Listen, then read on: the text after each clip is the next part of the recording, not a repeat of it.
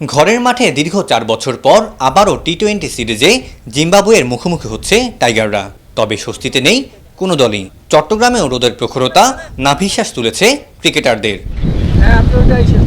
একই সাথে ব্যাটিং ফর্মটাও ভাবাচ্ছে টাইগারদের।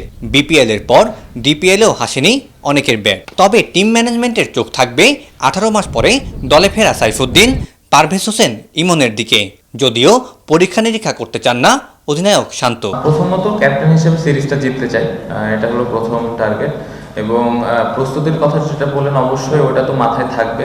প্রস্তুতি নিতে গিয়ে যে আমরা খেলাটা হালকাভাবে নিব বা অনেক এক্সপেরিমেন্ট করতে যাব তাও না, কারণ এক্সপেরিমেন্ট করার প্রয়োজন হবে না এই কারণে যে 15টা প্লেয়ার এখানে আছে সবাই ক্যাপাবল ওই টিমকে হারানোর জন্য।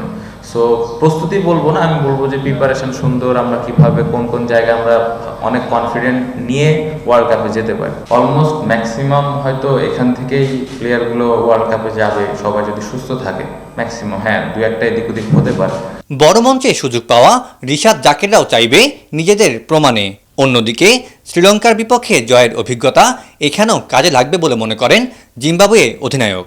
3-4টা পয়েন্টের দিকে ফোকাস থাকবে এভাবে আসলে বলা মুশকিল, কারণ আমি চাই অ্যাজ এ ক্যাপ্টেন হিসেবে প্রত্যেকটা জায়গাতে যেন ফোকাস থাকে, প্রত্যেকটা জায়গাতে যেন আমরা ওয়েল প্রিপেয়ার হয়ে ওয়ার্ল্ড কাপে যেতে পারি। টপ অর্ডারে যারা আছে, সৌম্য, সাথে ইমন আছে, এবং এই স্কোয়াডের বাইরেও বেশ কয়েকটা প্লেয়ার আছে, যেরকম নাইম শেখ আছে।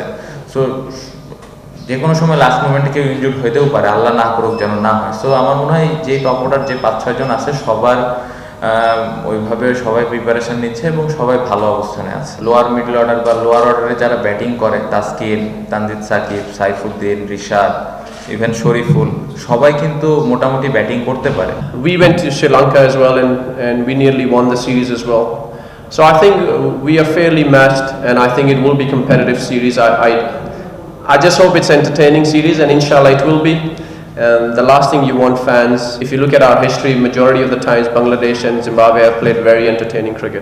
এর আগে ট্রফি উন্মোচন করেন দুদলের অধিনায়ক। শুক্রবার সন্ধ্যা 6টায় মাঠে গড়াবে 5 ম্যাচের টি-20 সিরিজের প্রথম ম্যাচ। জিম্বাবুয়ের বিপক্ষে খেলা শেষ 3টি টি-20 সিরিজের মধ্যে 2টিতে বাংলাদেশ জিতলেও 2022 সালে খেলা সবশেষ টি-20 সিরিজ হেরে যায় টাইগাররা। অন্যদিকে শ্রীলঙ্কাকে হারিয়ে বেশ আত্মবিশ্বাসী জিম্বাবুয়ে শিবির। তাই বড় দলের মতো করে খেলে এই সিরিজ জিততে চায় শান্ত, মাহমুদুল্লাহরা। চট্টগ্রামের জহুর আহমেদ চৌধুরী স্টেডিয়াম থেকে সৈয়দ তামিম মাহমুদ, এটিএন বাংলা।